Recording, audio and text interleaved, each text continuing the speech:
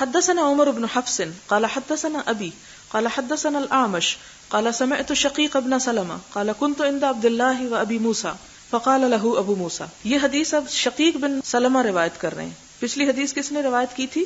ابو while نے. یہ شقیق بن سلمہ ایک اور شخص یہی حدیث روایت کرتے ہیں. قال کہتے ہیں کنت عند عبد الله وابي موسى کہ میں عبداللہ بن مسعود اور ابو موسیٰ اشعری کے پاس تھا. فقال له ابو موسیٰ, ابو موسیٰ اشعری نے کہا کس کو؟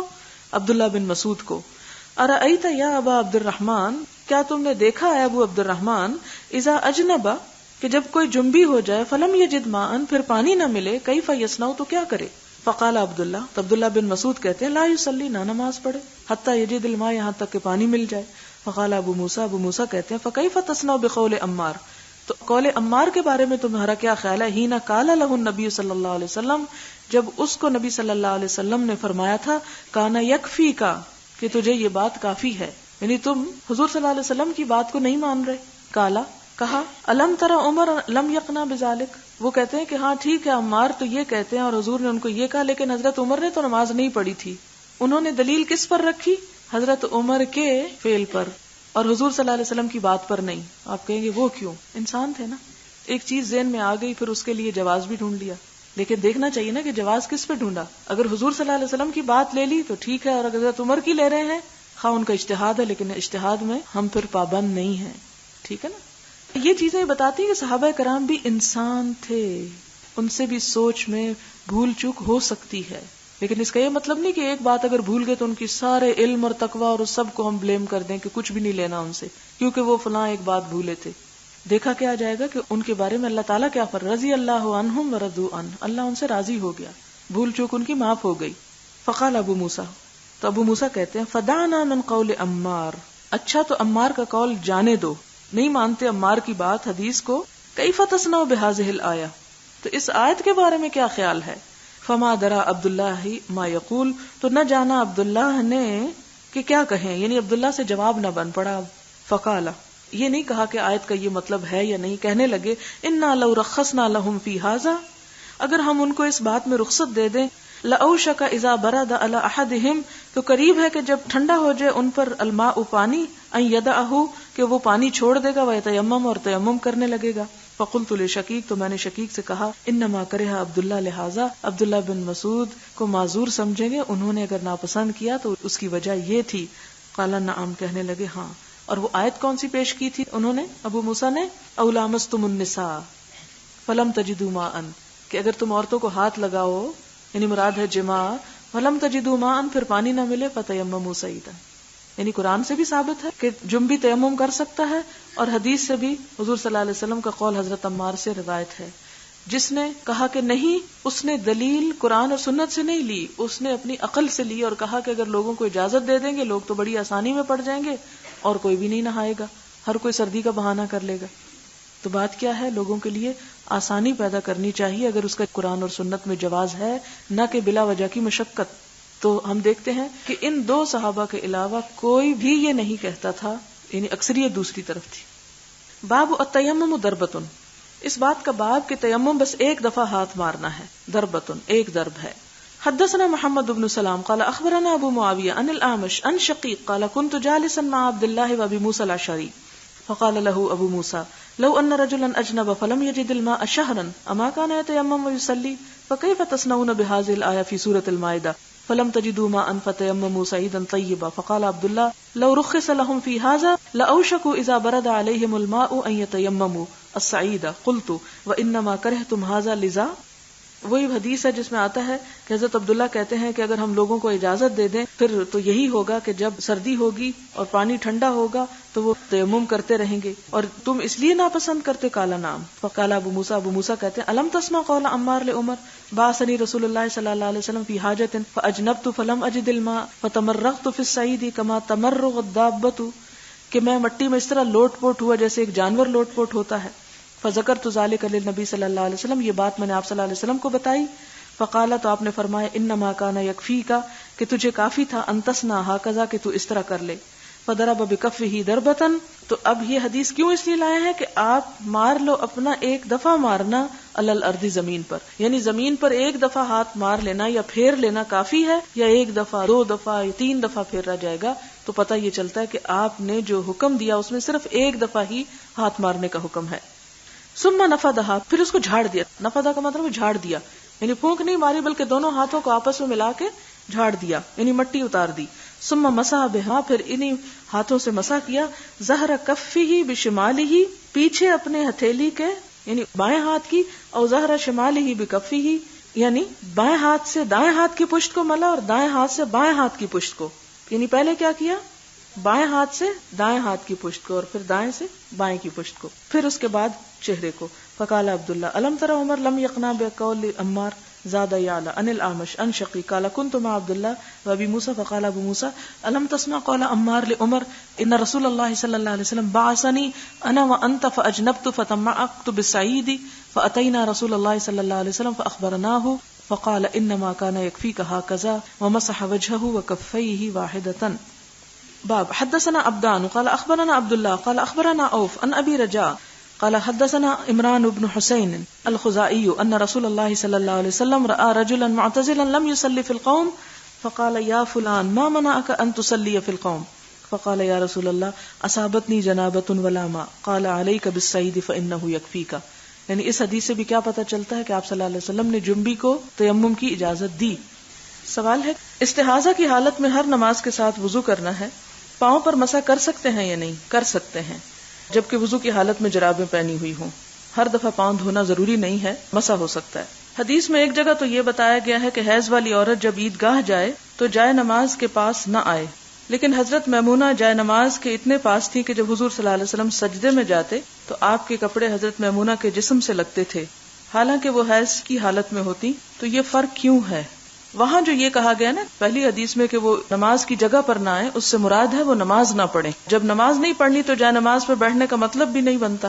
یہاں جو یہ دوسری حدیث ہے اس سے مراد یہ ہے کہ حائضہ عورت کا جسم یا اس کا لباس یہ ایز سچ ناپاک نہیں ہوتے کہ اگر وہ جائے نماز کو چھو جائیں یا نمازی کو چھو جائیں تو اس سے اس کی نماز فاسد ہو جائے گی. یہ فرق ہے. اگر کسی نے ایک دن مکہ میں طواف کر لیا ہو مگر دوسرے دن اس کو پیریڈ شروع ہو جائے تو کیا اس کا حج ہو جائے گا؟ جی ہاں، اس کا حج اس صورت میں ہوگا جب وہ عرفات کے بعد ایک اور طواف کرے گی. ٹھیک ہے، چونکہ پہلا طواف جو ہے وہ طواف عمرے کا ہوتا ہے، اور اگر اس نے عمرے کی نیت سے نہیں کیا، حج کی نیت سے کیا ہے تو پھر ہوگا، ادروائز نہیں. پھر اس کے بعد یہ ہے کہ ایک اور سوال ہے جو بڑا ریلیونٹ ہے کہ کبھی کبھی پیریڈز مختلف عرصوں کے گیپ کے بعد آنے لگتے ہیں. مثلا کبھی 20 دن بعد شروع ہو جاتے ہیں، کبھی 40 دن بعد، ہمیشہ نہیں کبھی کبھی، اور کہا جاتا ہے کہ یہ سائیکل چینج ہو رہی ہے. جبکہ حدیث کے مطابق صرف بلیڈنگ شروع ہو جانے سے حیض شروع نہیں ہوتا جب تک کہ مقرر دن نہ آ جائے. پھر ایسے حالات میں کیا کیا جائے؟ جب سائیکل چینج ہو رہی ہے اور اس کو پتا ہے کہ اگر 40 دن بعد بھی آئے تو ایک دفعہ مس ہو گئے، تو بعض لوگوں کی عادت میں یہ ہوتا ہے کہ 3-4 مہینے بعد مثلا 1 مہینہ مس ہو جاتا ہے. تو یہ وہ سمجھے گا کہ اس کی عادت اس طرح ہے. اس میں چاہوں گی کہ کوئی بھی ڈاکٹر جو ہیں جو بہت زیادہ اس معاملے کو سمجھتی ہیں، گائنی میں اسپیشلسٹ ہیں، تھوڑا سا مجھے بتائیں تاکہ میں سب کی انفارمیشن کے لیے اس کو بتا سکوں کہ اس میں عادت کا کتنا دخل ہے اور یہ مختلف جو چینجز آتی ہیں جسم میں وہ کس کس وجہ سے آتی ہیں. کیونکہ یہ سب کو اچھی طرح معلوم ہونا چاہیے تاکہ اطمینان کے ساتھ نمازیں، روزے، حج سب کچھ ادا کر سکیں. کیونکہ 3 بڑی عبادتیں پاکی پر مبنی ہیں، پاکی کے بغیر نہیں ہو سکتی: نماز، روزہ اور حج. سب سے پہلے نماز کا سوال، اگر اسی میں ہی فیل ہوئے بیٹھے ہیں قیامت کو تو کیا بنے گا؟ روزے ادا نہیں کیے تو حج پہ گئے، ساری زندگی کا سرمایہ لوٹا کے آگے اور طواف افاضہ ہی نہیں کیا. بہت سارے لوگوں کے ساتھ ایسے مسائل ہوتے. تو یہ علم جاننا فرض میں شامل ہے، سنت یا نفل نہیں ہے، فرض عین ہے. اس کے بغیر گزارا نہیں، اس کے بغیر چھوٹ نہیں. تو اس لیے میں جاننا چاہوں گی کہ چینجز جب آتی ہیں تو کیوں آتی ہیں. لیکن جو تھوڑا سا میرا محدود علم ہے وہ یہ کہ بعض خواتین کی عادت میں یہ شامل ہوتا ہے، کسی کو مہینے میں اگر 2 دفعہ آ رہے ہیں تو کسی کو 2 مہینے بعد آ رہے ہیں اور کسی کو 1 مہینے بعد آ رہے ہیں، لیکن میجورٹی کو عموماً مہینے بعد ہی آتے ہیں. بعض کا ڈیوریشن بیچ میں لمبا ہوتا ہے، بعض کا چھوٹا ہوتا ہے، بعض کا یہ کہ 3-4 مہینے ریگولر آتے ہیں، پھر اس کے بعد سکپ کر جاتے ہیں، پھر آتے ہیں. کیونکہ حدیث سے جو پتہ چلتا ہے وہ یہ عادت کو کاؤنٹ کیا جائے گا کہ ایک عورت کی عادت کیا ہے. اگر عادت میں یہ شامل ہے کہ سال میں 2 دفعہ یہ چیز آ جاتی ہے کہ 2 مہینے کا گیپ پڑ جاتا ہے تو اس صورت میں وہ بھی پیریڈز ہی شمار ہوں گے. اگر عورت کے کپڑے پر کچھ لگ جائے اور مرد کی نظر پڑ جائے تو کیا یہ بہت زیادہ گناہ ہوتا ہے؟ یہ گناہ کی بات نہیں، یہ ایک طرح سے شرم و حیا کی بات ہے. جن دنوں میں ہم پاک ہوتے ہیں اس وقت نہانے کے بعد اگر صرف ناک میں پانی ڈال لیں اور کلی کر لیں اور نہانے سے پہلے وضو نہ کیا ہو تو کیا اس طرح نہانے کے بعد نماز پڑھی جا سکتی ہے؟ اور اگر نہیں پڑھی جا سکتی تو جو نمازیں اس طرح پڑھی گئی ہوں ان کا کیا ہوگا؟ بات یہ ہے کہ وضو کے لیے نیت ضروری ہے. اگر کوئی شخص ویسے ہی ہاتھ منہ دھو کے آ جاتا ہے اور نماز پڑھنے لگتا ہے اور اس نے ہاتھ منہ دھونے سے پہلے نیت نہیں کی تھی تو اس کا وضو نہیں ہوتا. اگر آپ ویسے یعنی ناپاکی کے علاوہ نہا رہی ہیں اور آپ اپنے جسم کو اس لیے بھگو رہی ہیں اور کلی اور ناک میں پانی اس لیے ڈال رہی ہیں کہ آپ وضو کی نیت سے یہ سب کچھ کر رہی ہیں، تو اس صورت میں آپ اس کلی اور ناک کے پانی ڈالنے سے اور منہ وغیرہ اور پاؤں کے دھونے سے یعنی اعضائے وضو کے دھل جانے کے بعد آپ نماز پڑھ سکتی ہیں. لیکن اگر نیت نہیں تھی تو پھر آپ کو دوبارہ نیت کے ساتھ وضو کرنا ہوگا کیونکہ نیت شرط ہے وضو کے لیے. نفاس کا خون ختم ہونے کے بعد نماز اور روزے کے بارے میں کیا حکم ہے؟ 40 دن ناپاک رہنے کے بارے میں جو لوگوں کا کہنا ہے کیا وہ درست ہے؟ 40 تو اس کی میکسیمم لمٹ ہے. اصل انسان کی عادت کے مطابق ہے. بعض لوگوں کو بالکل بھی بلیڈنگ نہیں ہوتی، وہ اسی وقت صاف ہو جاتے ہیں. بعض جو ہیں ان کے لیے ایک ہفتہ کافی ہے، بعض 1 مہینے کی ان کو ضرورت ہوتی ہے. تو یہ جو 40 دن ہے یہ لازم نہیں ہے، یہ شرط نہیں ہے، یہ میکسیمم لمٹ ہے. اس سے آگے اگر کسی کی بلیڈنگ جاری ہے تو اس کا مطلب ہے کہ پھر وہ اس کی ایک بیماری ہے، اس حال میں بھی وہ نماز پڑھے گی. کیا حیض کے دوران بالوں کی صفائی کی جا سکتی ہے اور ناخن کاٹے جا سکتے ہیں؟ جی ہاں، دونوں کام کیے جا سکتے ہیں. لکوریا تو سبیلین کے علاوہ تیسری جگہ یعنی رحم کی نالی میں سے نکلتا ہے، تو کیا اس کا حکم فرق نہیں ہوگا؟ رحم کی نالی کا تعلق کہاں سے ہے؟ سبیلین ہی سے ہے. پچھلے دنوں ایک شادی میں جانے کا اتفاق ہوا جو مسجد میں ارینج کی گئی تھی. جہاں خواتین کو بٹھایا گیا وہاں نماز ہوتی تھی. اس دن کچھ خواتین ایسی بھی تھیں جنہوں نے نماز نہیں پڑھنی تھی. ایسی صورت میں کیا کیا جائے؟ مسجد میں شادی ارینج کرنا کوئی شرط نہیں ہے، سنت نہیں ہے، حضور صلی اللہ علیہ وسلم نے اس کا اہتمام نہیں کیا. ہمارے ہاں جب لوگ دین کی طرف آتے ہیں تو ہر چیز کو ایک فرض بنا کے کرنا شروع کر دیتے ہیں. یعنی ضروری نہیں ہے کہ آپ مسجد میں ہی کریں، مسجد میں کیا بھی جا سکتا ہے. اور اگر مسجد میں کرنا ہی ہے تو اتنا ہجوم بلانے کی کیا ضرورت ہے؟ چند لوگ جو بیٹھے ہیں یا کلوز رشتہ دار اور مرد وہی کافی ہیں. اگر آپ نے ایک پارٹی کی قسم کو کچھ کرنا ہے تو پھر اس صورت میں بہتر آپ کسی ہال میں چلے جائیں تاکہ مسجد کا احترام جو ہے اس میں خلل نہ آئے. اور خصوصاً بالکل اس ایریا میں عورتوں کو بلانا یہ انہیں حرج میں ڈالنے والی بات ہے، مسجد کے احترام کے خلاف ہے. لیکن اگر کوئی ایسی مجبوری ہو کہ آپ شادی پر نہ جائیں تو کوئی رنجش پیدا ہو سکتی ہو تو اس صورت میں یہ ہے کہ کوشش کریں کہ پیچھے سے پیچھے آخری صف میں یا کسی کارنر کے قریب ہی رہیں، مین مصلی پر نہ آئیں. اگر ماہ رمضان کے قضا روزے بعد میں رکھ رہے ہوں، اگر حیض کی وجہ سے روزہ ٹوٹ جائے تو کیا باقی سارا دن کچھ نہ کھائے پیے؟ کھا سکتے ہیں. جب روزہ ہی نہیں رہا تو کھانے پینے سے پرہیز کیسا؟ اس بات کی مجھے کبھی سمجھ نہیں آئی. بچپن میں ہمیں بھی یہی بتایا گیا کہ اگر درمیان دن میں پیریڈز آنے کی وجہ سے روزہ ٹوٹ جاتا تھا تو یہی کہا جاتا تھا کچھ مت کھاؤ پیو، یہ تمہارا آج کا روزہ ہو جائے گا. حالانکہ افطار کرنے سے 5 منٹ پہلے بھی اگر کسی کا روزہ ٹوٹ جاتا ہے یعنی پیریڈ شروع ہو جاتے ہیں تو اس دن کی قضا اس کو دینی ہوگی. اب آپ دیکھیں کہ جب پیریڈ شروع ہوتے ہیں تو عموماً انسان ویکنس محسوس کرتا ہے یا پین محسوس کرتا ہے. تو اس صورت میں اگر ایک شخص کا روزہ بھی نہیں رہا اور آپ اس کو پین کلر نہیں دے رہے جی ابھی یہ روزے میں ہی ہے، تو یہ کیا روزہ ہوا؟ یہ صرف خود ساختہ بات ہے جو میں خود عرصہ دراز سے سنتی چلی آئی، لیکن پھر جب تحقیق کی تو پتہ چلا کہ اس کی کوئی حقیقت نہیں ہے. جب روزہ نہیں رہا تو پھر کھانے پینے کا بھی نہیں رہا، پھر کھا پی سکتے ہیں. اگر کسی خاتون نے غسل جنابت کرنا ہو لیکن غسل کرنے سے قبل ہی حیض شروع ہو جائے تو کیا جنابت کا غسل کرنا لازمی ہوگا یا غسل جنابت اور حیض سے پاکی کے بعد ایک ہی غسل کافی ہے؟ اس میں ایک غسل اس لیے کیا جاتا ہے کہ انسان پاک ہو جائے، لیکن اگر ناپاکی کی دوسری قسم شروع ہو گئی ہے تو اس غسل کا فائدہ نہیں ہوگا، پھر بھی بہرحال انسان ناپاک ہی رہے گا. اگر کوئی اپنے دل کی تسلی کے لیے کرنا چاہے تو کر لے، ضروری نہیں ہے. اگر بعد میں پیریڈز کے ختم ہونے کے بعد ایک ہی غسل کر لے تو وہ دونوں چیزوں کی نجاست کے لیے کافی ہو جائے گا.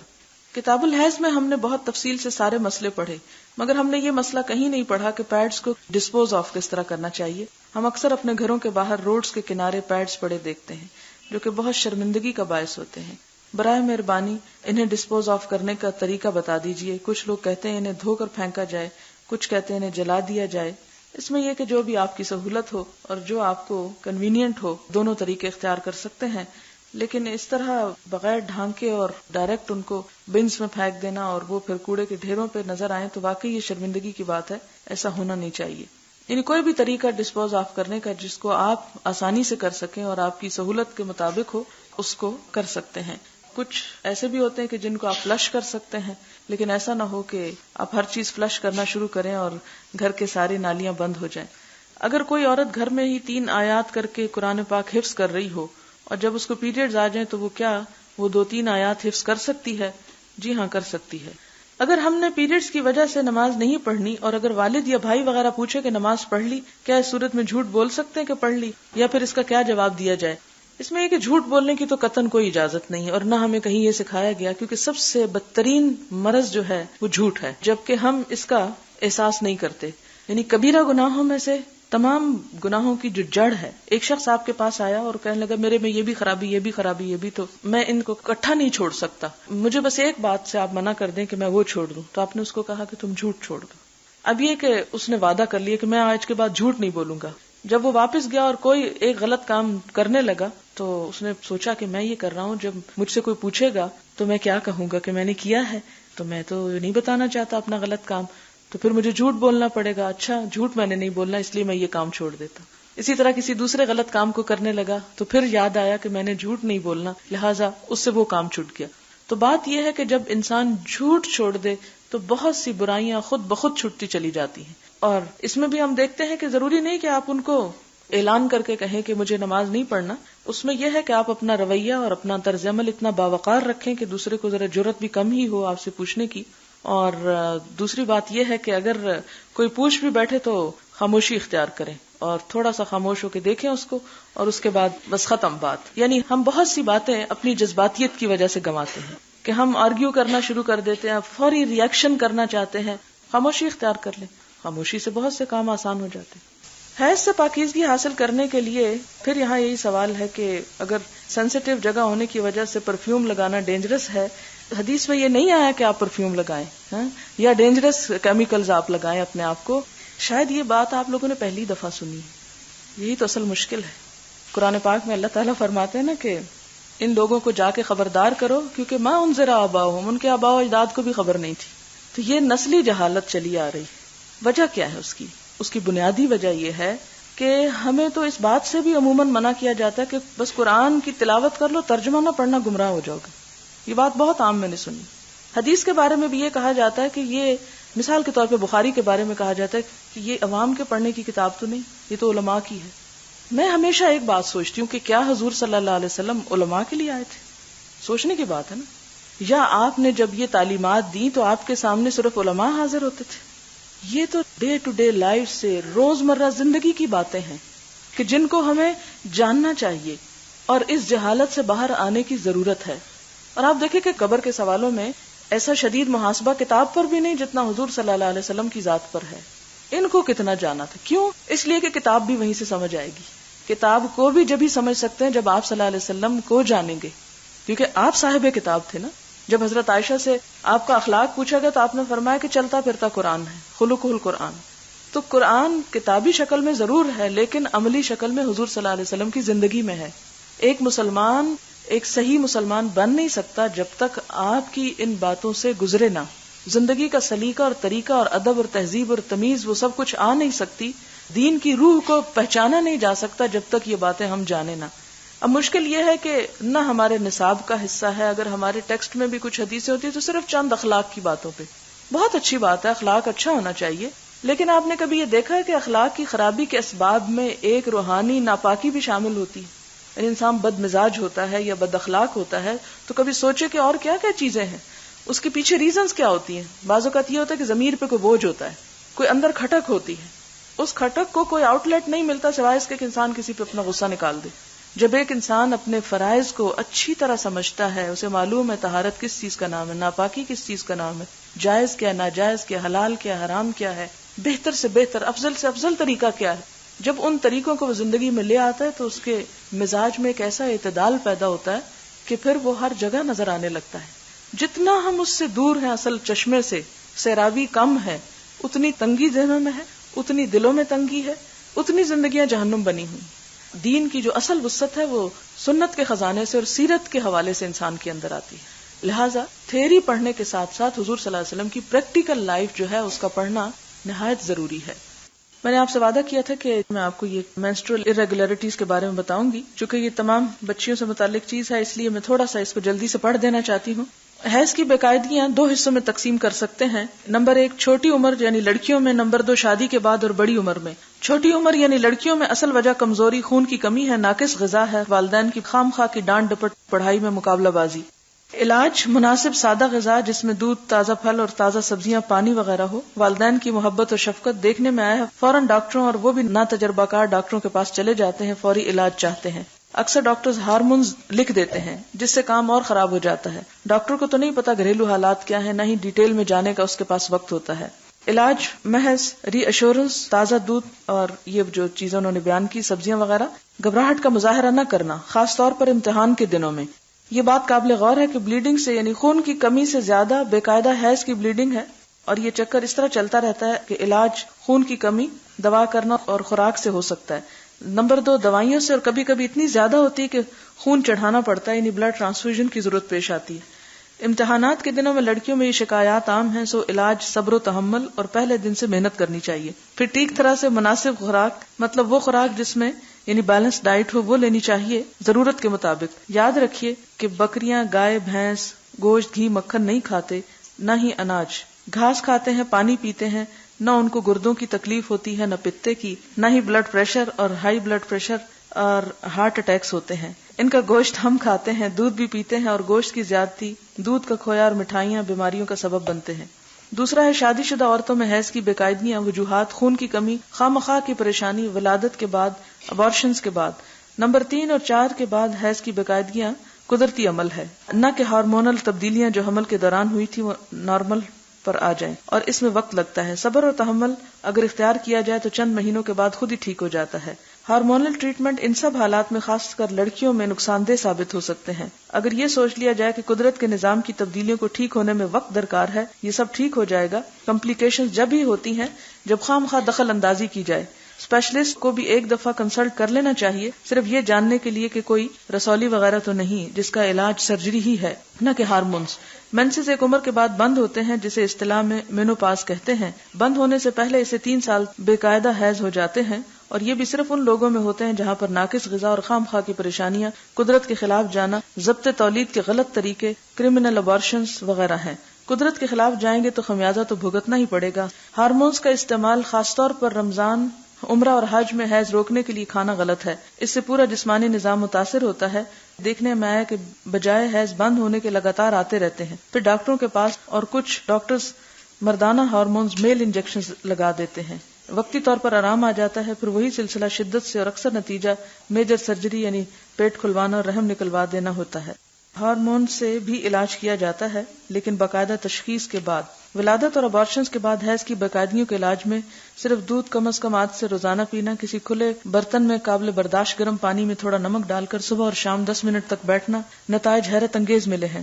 ہمارے ہاں ہر چیز مشینی ہے. ایکسرسائز کی کمی یا نہ ہونا، جہاں گئے موٹر میں بٹن دبایا ہر کام ہو گیا، نہ سل، نہ بٹا، نہ کنڈی، نہ سوٹا، نہ جھاڑو، نہ دھونا کپڑوں کا، مرغن غذاؤں کی فراوانی، نتیجہ موٹاپا، پتا اور گردوں کی تکلیف، بلڈ پریشر، جوڑوں کا درد، تکلیف دہ زندگی، خود بھی بیزار، لواحقین بھی تنگ اور پریشان. یہاں پر ڈاکٹر کیا کریں؟ نفسیاتی لائن پر علاج شروع کر دیتے ہیں، یعنی وہ ادویات جو ذہن اور جذبات کو ڈپریس کرتی ہیں. پھر نتیجے میں ذہن بھی معوق، دماغ بھی سن، نیند کی بے قاعدگیاں، کسی وقت کمی، کسی وقت زیادتی، ہلنا جلنا بند، تکلیفوں میں اضافہ، اکثر کھانے کو پاس نہیں، اور مہنگی مسلسل ادویات، فائدہ کچھ بھی نہیں. گزارش ہے کہ صبر شکر اپنائیں. کھانے سے پہلے سوچیں کیا کھا رہی ہیں اور کیا کھلا رہی ہیں. سادہ سستی غذا، زیادہ پانی کا استعمال، ورزش، ہر کام اپنے ہاتھ سے کرنا، پیدل چلنے کی عادت ہی کافی ہے. سب سے بڑھ کر صبر شکر، نماز کی پابندی اور اللہ تعالیٰ پر بھروسہ رکھا جائے. سوال ہے، حضرت عائشہ کا ہار گم ہو گیا اور ابھی تیمم کا حکم نہیں آیا تھا، تو کیا تمام مسلمان اس دوران بغیر وضو کے نماز پڑھتے رہے؟ اس میں یہ تھا کہ اس سے پہلے ایسی کوئی مشکل پیش نہیں آئی تھی.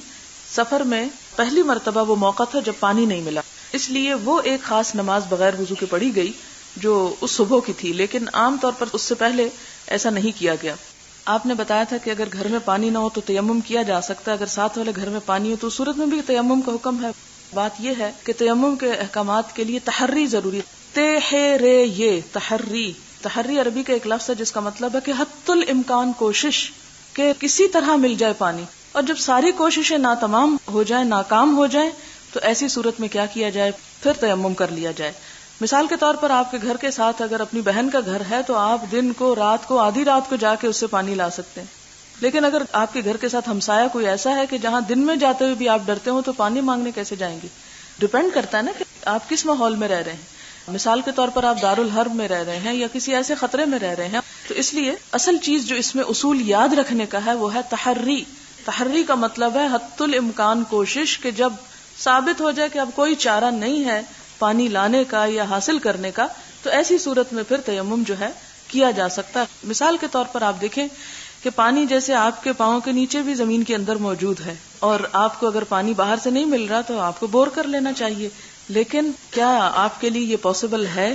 تو اس لیے اس میں حتی الامکان کوشش کی ضرورت ہے، اور یہ ہر شخص خود سمجھ سکتا ہے کہ میں نے کتنی کوشش کر لی اور اب اس کے بغیر کوئی چارہ نہیں کہ میں تیمم کر کے ہی نماز پڑھ لوں. کیا تیمم صرف اسی وقت جائز ہوگا جب 1 میل کی مسافت تک پانی نہ ملے؟ نہیں، یہ شرط نہیں ہے. اصل شرط تحری ہے کہ مثلاً اگر آپ کے پاس گاڑی ہے تو 1 میل چھوڑ 10 میل بھی آپ کے لیے کم ہے. لیکن اگر گاڑی نہیں تو 1 میل تک جانے اور آنے میں اگر آپ کو آدھا گھنٹہ لگ جائے اور اتنے میں نماز کا وقت چلا جائے تو کیا کمایا آپ نے؟ تیمم کر کے نماز پڑھیں. اگر جنبی نے پاکی حاصل کرنی ہو اور پانی کی مقدار صرف وضو کے لیے ہو اور اس میں غسل ممکن نہ ہو تو اس صورت میں جنبی وضو کرے گا یا تیمم کر کے نماز پڑھے گا؟ وہ ایک ہی تیمم کر لے گا جو جنابت اور وضو دونوں کو قائم مقام ہو جائے گا. آگے ہے کہ بارش کے موسم میں مسجد میں اعلان کر دیا جاتا ہے کہ لوگ گھروں میں نماز پڑھ لیں. آج کل بھی پنڈی کے کچھ علاقوں میں بارش کی وجہ سے نکلنا مشکل ہوتا ہے، گھٹنوں تک پانی آ جاتا ہے. ایسی صورت میں جب اوپر سے بارش برس رہی ہو، نیچے سے بھی کچھ پتہ نہ چل رہا ہو کہ کہاں کھڑے، تو کیا ایسی صورت میں خواتین کا علم کی خاطر گھر سے نکل کھڑے ہونا صحیح ہے؟ جبکہ آپ نے مردوں کو بارش میں نکلنے سے منع فرمایا. علم اور فرض نماز میں کس چیز کی زیادہ اہمیت ہے؟ بات یہ ہے کہ ہر شخص اپنے حالات کو بہتر طور پر جانتا ہے کہ اگر وہ نکل سکتا ہے اور بارش اوپر سے برس نہیں رہی، اور اگر برسنے والی ہے تو ایک چھتری لے لے، ایک سوٹ نہ خریدے، ایک چھتری خرید لے کہ مجھے علم حاصل کرنا ہے اور میری ایک زندگی کا مقصد ہے تو مجھے لینا ہے، کیونکہ نماز تو ساری زندگی فرض ہے. اور علم کے لیے تو آپ 1 سال یا چند مہینوں یا 2 مہینے کے لیے نکل رہے ہیں. تو ان دونوں میں اگر آپ یہ کہ آج بارش کی وجہ سے اور آج دھند بھی تھی، دھند کی وجہ سے اور آج دھوپ کی وجہ سے نہیں آ رہے، اور آج آپ کے سر میں درد ہوگی نہیں آ رہے، تو آپ علم تو پھر کبھی سیکھ ہی نہیں سکیں گے. اب یہ ہے کہ نماز میں تو اگر تھوڑی آپ کی طبیعت خراب ہے، کھڑے نہیں ہو رہے، ٹانگوں میں درد ہے، آپ بیٹھ جائیں کیونکہ تو روز کا کام ہے. لیکن علم کے لیے جو وقت آپ نے خاص کیا ہے اس کو اسی میں حتی الوسع لگانے کی کوشش کریں. باقی اگر آپ کو خدشہ ہو کہ آپ پھسل کے ڈوب سکتے ہیں اس پانی میں تو اپنی جان بچانا زیادہ بڑا فرض ہے، پھر آپ نہ آئیں. تو ہر شخص خود سوچ لے کہ وہ کن حالات کے اندر ہے اور اس کو کیا کرنا چاہیے. لیکن اصل بات یہ ہے کہ چھوٹی چھوٹی چیزوں کو ہم عذر بنا کے جو گھروں میں بیٹھ جاتے ہیں وہ درست نہیں. اس زمانے میں آپ صلی اللہ علیہ وسلم نے جو حکم دیا کہ مسجد میں اب مت آؤ، گھر میں پڑھو، تو وہ سڑکیں ایسی نہیں تھی جیسے ہماری، لیکن ہماری بھی سڑکیں سب برابر نہیں، کچھ اس زمانے سے بھی بری ہوں گی. تو اس لیے ڈپینڈ کرتا ہے کہ آپ کن حالات میں ہیں اور وہاں پر آپ کو کیا کرنا زیادہ بہتر ہے. تو اپنے لیے خود بہتر چیز تلاش کر لیں. اگر ہم کسی اجتماع وغیرہ میں جائیں، نماز کا وقت ہو، پانی بھی موجود ہو لیکن رش بہت زیادہ ہو اور نماز قضا ہونے کا ڈر ہو، تو کیا اس صورت میں تیمم کیا جا سکتا ہے؟ نہیں، ایسی صورتوں میں تیمم نہیں کیا جا سکتا. جب آپ کو معلوم ہے کہ آپ ایک بہت بڑی گیدرنگ میں جا رہی ہیں تو کوشش کریں کہ آپ باوضو جائیں. اور اس صورت میں یہ ہے کہ جو ایسے اجتماع کریں انہیں بھی چاہیے کہ وہ پانی کا کچھ انتظام کر کے رکھیں. اور آبادی میں اگر اس طرح کی کوئی چیز ہو تو اگر ایک جگہ وضو نہیں ہو سکتا تو دوسری جگہ کر سکتے ہیں. نمازوں کو قریب کر کے جمع کی بھی اجازت ہے. مثلا اگر مغرب ذرا ڈیلے ہو گئی ہے آدھا گھنٹہ تو آدھے گھنٹے کے اندر پڑھی جا سکتی ہے. ہم قضا یہ سمجھتے ہیں کہ اگر اس ٹائم پہ نہیں ہوئی، ذرا لیٹ ہو گئی تو شاید نماز ہو ہی نہیں سکتی. تو انشاءاللہ جب نماز کے اوقات کے بارے میں آپ پڑھیں گے تو آپ کی کچھ اور کنفیوژن دور ہو جائے گی، جس سے تیمم کا اس سے ریلیشن شپ نہ ہونا سمجھ میں آ جائے گا انشاءاللہ. فجر کی نماز کے لیے بلا کسی عذر کے تیمم کر کے جنبی نماز پڑھ سکتا ہے. بغیر عذر کے صرف غفلت اور سستی کی وجہ سے اس کی اجازت نہیں ہے. قرآن پاک میں تیمم کے بارے میں آتا ہے کہ جب تم پانی نہ پاؤ تو پاک مٹی پر تیمم کر لو اور اپنے منہ اور ہاتھوں پر اس سے مسح کرو. یہاں پر منہ پر مسح کرنے کا ذکر آتا ہے، جبکہ باب 239 میں پہلے ہاتھوں پر اور پھر منہ پر مسح کرنے کا ذکر ہے. صحیح طریقہ کیا ہے؟ دونوں ہی صحیح ہیں کیونکہ دونوں کی گنجائش نکلتی ہے. اس سے فرق نہیں پڑتا کہ اگر ہم پہلے ہاتھ کر لیں اور بعد میں منہ، یا ڈائریکٹ پہلے منہ اور پھر ہاتھ، کیونکہ یہ دونوں ہی چیزیں ہیں، دونوں ہی طرح کیا گیا. جو جس طریقے پہ بھی کر لے گا اس کا تیمم ہو جائے گا. وسعت کے لیے اس کی اجازت ہے. تیمم کیا پاؤڈر سے کیا جا سکتا ہے؟ پاؤڈر جو ہے وہ مٹی نہیں ہے. پاؤڈر کا جو نیچر ہے یا اس کا جو مٹیریل ہے وہ کچھ اور ہے، اس لیے اس سے تیمم نہیں ہو سکتا. دیوار کی مٹی سے ہاں اگر کوئی بھی ڈسٹ وغیرہ پڑی ہوئی ہو تو اس سے آپ کر سکتے ہیں. اگر بالکل بھی ڈسٹ نہیں ہے تو اس صورت میں صرف دیوار کے پینٹ سے یا ڈسٹمپر سے نہیں ہو سکے گا، اس پہ گرد کا ہونا ضروری ہے. اگر آپ شیشے پر بھی، جیسے آپ گاڑی میں جا رہے ہیں تو آپ تھوڑا شیشہ کھول کے باہر ہاتھ لگا کے باہر کی سرفیس پہ تیمم کر لیتے ہیں تو وہ بھی ہو جاتا ہے. تیمم کے لیے پڑھا کہ ہتھیلیوں، ہاتھوں اور منہ کا ہوتا ہے، مگر میٹرک میں اسلامیات کی کتاب میں بازو کا بھی ہے. کیا سجدہ سہو کی طرح اس کے بھی مختلف طریقے ہیں؟ اس میں یہ کہ میں میٹرک کی کتاب کی ذمہ دار نہیں، اس لیے کہ وہ نصاب میں نے نہیں بنایا، لیکن یہ ہے کہ اصل جو مسنون طریقہ ہے وہ یہی ہے. سبحانک اللہم و بحمدک نشہد ان لا الہ الا انت نستغفرک و نتوب الیک. والسلام علیکم و رحمۃ اللہ وبرکاتہ.